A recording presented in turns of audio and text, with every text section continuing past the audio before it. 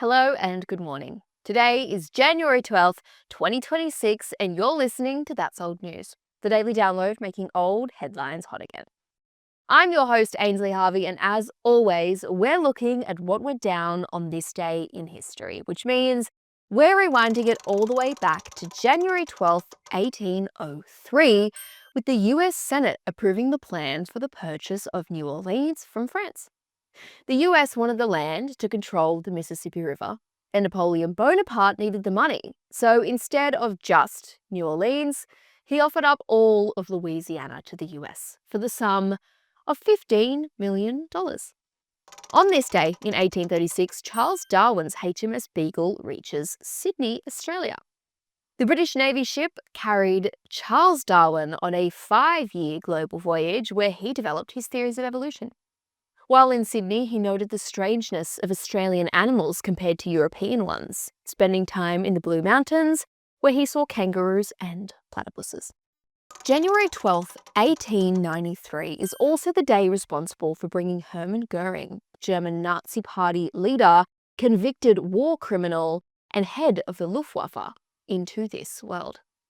Prone to aggressive tendencies, Goring's mother apparently said he'd be a great man or a great criminal. The irony being, he wholeheartedly believed he was the former, while undoubtedly being the latter. January 12th is actually quite the day for birthdays, including Amazon's Jeff Bezos, who was born on this day in 1964 in New Mexico. Happy birthday as well to Mel C, aka Sporty Spice, who was born on this day in 1974. As part of the Spice Girls, she has sold over 100 million records globally, making them the highest grossing girl group of all time.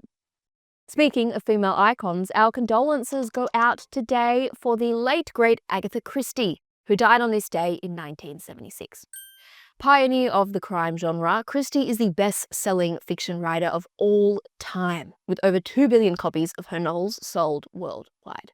And last, but absolutely not least, guys, in fact, this may be the most significant bit of old news I have ever reported on, so buckle up, because on this day, in 2001, Lizzie McGuire premiered on Disney Channel. The TV series starring Hilary Duff was the network's highest rated show at the time, bringing in an average 2 million viewers per episode. The series was also the first to have a theatrical film released in 2003, grossing $55.5 million worldwide.